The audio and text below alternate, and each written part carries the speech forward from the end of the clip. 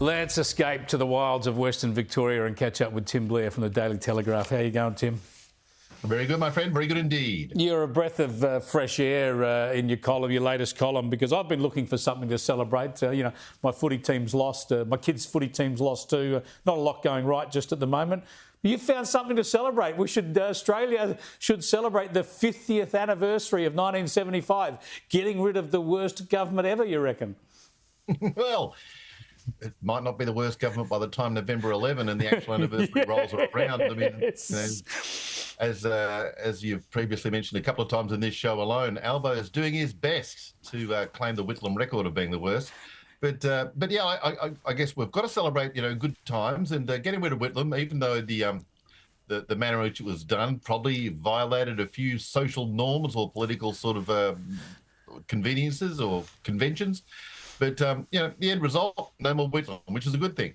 All we got out of it, of course, in the long run was a Fraser government, which isn't much better. It's kind of a bit Albanese-ish in its own way. But, we've got a chance to actually plan ahead, get your 70s gear all out and have a proper festival of it November 11. I think there's an old pic here of a young political staffer, young political radical Anthony Albanese with Gough Whitlam, and who would have known it? There they are, many years later, competing for the title of worst Prime Minister in the nation's history.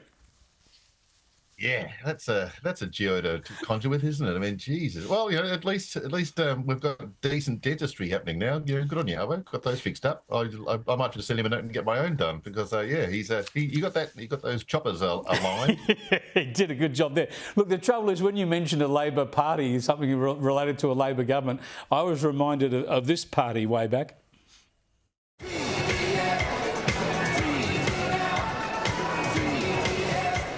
There was something else to celebrate on this night. For too long, Labor had danced to a different tune, to the discordant clash of two overwhelming ambitions. Politicians dancing, don't you love it? That was when the Keating government had put on a big party at Parliament House to celebrate its victory, thinking it was going to be anointed forever. Yeah, there's a reason for the old saying that politics is showbiz for ugly people. It's also politics. It's also showbiz for people who can't dance properly. No sense of rhythm at all going on there. And this might have also been the party. I think it featured Julia Gillard in high stepping mode. So, oh geez, he's actually pogoing? I think that chap. I can't remember who it was. I reckon that was Chris Schott. Chris Schott, the former Labor senator from South Australia. Now I've got to move on to another favourite topic of yours: electric vehicles, and some real concerns about how the self-driving devices on Teslas aren't really up to the job. In the US, when there's a school bus, there's a stop sign. Everyone's supposed to stop alongside the bus for safety reasons. Have a look what happens. See here, the stop signs are out. They've even put flashing lights on the stop signs to make it really obvious for us. It's not slowing down at all. And it's not slowing down at all. It's visualising it as a truck. And here we have a kid darting out and him again. And the car, look, it's still engaged. I haven't touched anything. Gotta make sure you really get him. I felt the bump. Oh, it just runs on over the injured person. Look, this stuff's a worry, right? Now, we all know about this technology is wonderful to help you drive, and I'm happy to have all that technology helping someone who's actually got their hands on the wheel driving the thing.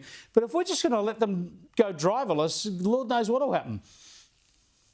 This is the thing, isn't it? They're trying to make it, the advocates of these sort of, hands-free things, they're trying to make us convinced that it's just like air travel, although there's a perception that, because you're in the sky and because, anything goes wrong, we're going to plummet to our deaths. But, they're trying to make us think that, we were wrong about air travel. We know that air travel is the safest, per kilometre travelled means of getting around. That's fine. But they're trying to do the same thing here. I'm not sure it's clicking with the public because we all know, we've all had close calls when things like this have occurred, when people have run out in front of us or something unexpected has occurred. And we know that, being engaged as a human being and following the road and following all these sort of events in front of us, we know how to defeat these awful circumstances 99% of the time. And, God forbid any of us should be involved in one of the other events. But to try and pretend that they've got the technology to that level, that it's equal to air flight, not yet. No way. No way. No way known. And yet all their taxation policies and regulations are trying to drive more and more of us into electric vehicles. Thanks for joining us, Tim. We'll catch up with you again later in the week. Tim Blair there, you read his stuff. in the Daily Telegraph. Get onto their website and read his column. It's a cracker.